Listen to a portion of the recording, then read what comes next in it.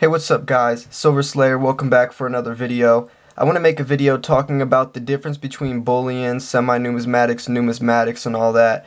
Just because it's such a confused subject and people don't really understand the difference between all of them. And I just want to, make a little educational video on, what each coin or whatever it is categorized. So, bullion is basically your silver that's bought strictly just for the metal content. When you're buying bullion, you're buying it as the 1 ounce of silver. There's nothing more to it.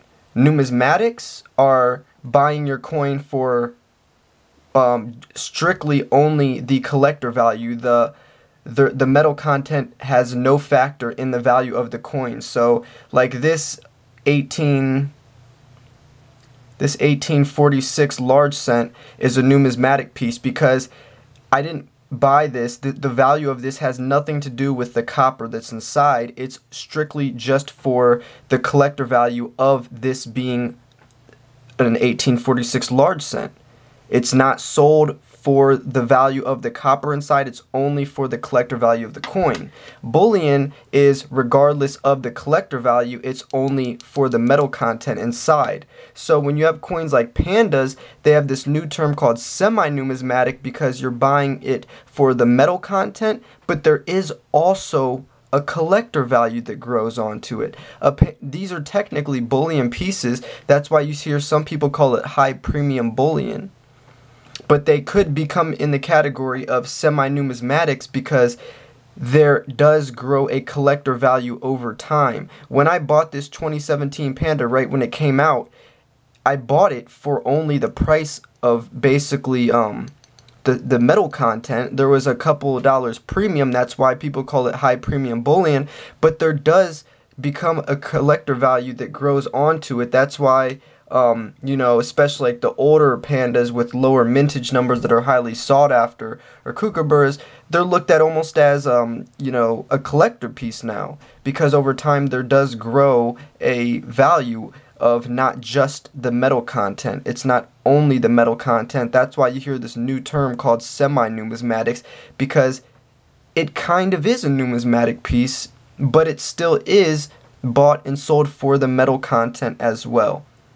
So that's something very important that I want to talk about. That's why I don't even call this stuff semi-numismatics. I just call it high premium bullion because it technically is bullion. This is China's American Eagle. For America, our bullion coins this. In China, this is what their bullion coin is.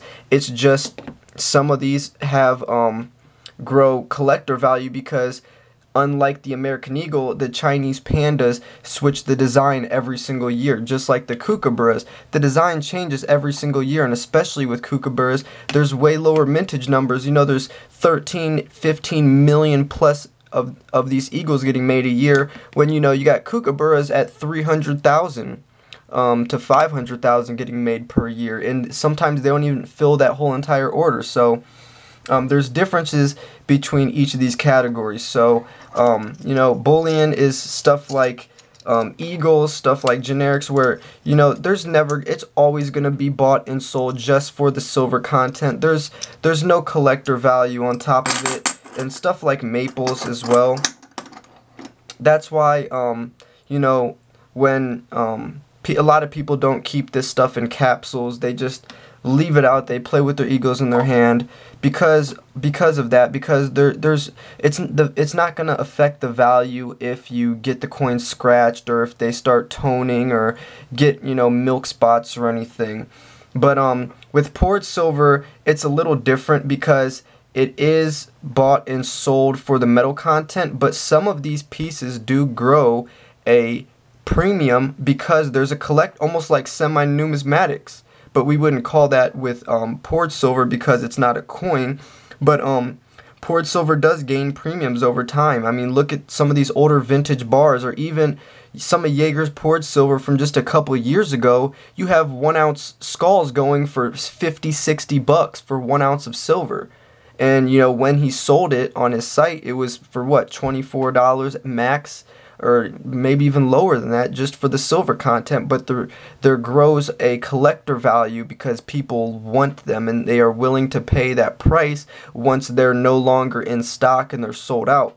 So people are willing to pay that extra premium. So that's basically why I just call it high premium silver nowadays. You don't ever hear me saying any of the terms. Anytime I talk about a panda or whatever, I just call it high premium silver. I just like that term better because it suits it better. Semi-numismatic is a newer term that a lot of people, like the older stackers, still to this day do not use that term. But I mean, I do understand what people mean by it. You know, other coins are like these reverse proof privies. Even though, you know, a maple leaf, a standard maple leaf is just bullion, this does have some collector value to it that drives the premium up a little bit. You know, lower mintage numbers, it's a reverse proof, it's got the privy mark, and you know, so these will drive a different market than just standard maples.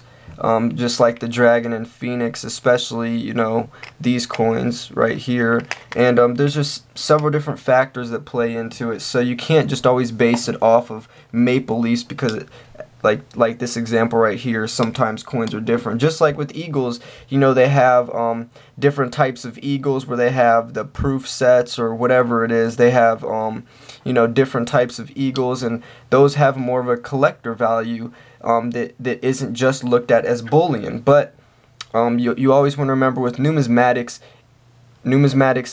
is when the metal content inside the coin does not matter whatsoever. It's strictly just for the actual value of the coin itself, not looking at the metal content whatsoever.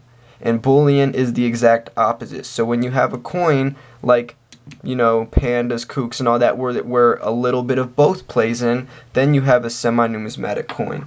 So just wanted to make this video to help anyone out that kind of was confused about this. And I take partial blame on my channel because I've made videos where I loosely use these different terms without really backing up what or how or what I'm saying, and I'll kind of just, you know, spew out these definitions without telling people what that exactly means or why it's termed that way. And I feel like the more viewers I get, the more I do need to educate, because I am getting a lot of beginner stackers that don't know this stuff, or they might think that, you know, these coins are numismatics, and it's like, no, that's not a numismatic coin, because it still is bought and sold for the silver content as well. So just remember the three different terms, and just like me, I feel like best off is just calling it high premium silver, because you are paying a premium on top of spot price for the collector value of that. And you have to remember,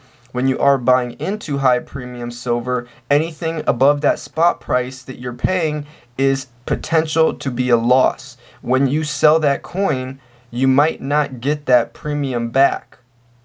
So especially if you're going to sell it quickly or selling it at a local coin shop. Like if I went to my local coin shop and tried to sell all these coins, I wouldn't get probably $1 or $2 over spot for all this stuff. So I obviously wouldn't want to sell there. I'd want to sell on a site like eBay, where I could get the maximum profits back. But, you know, if silver does ever tend to go up or down, you know, that's still going to put a little bit of effect on it, but not as much as it would with your just standard bullion, because these coins still have somewhat of a collector value, where people still do collect these coins for not just the silver content. So there is room for safety in that, and that is a big reason why I will steer more towards this direction as well. That's why I always feel like diversity is key. You know, I have my standard generic and stuff like that, where I can just get a lot of ounces of silver just to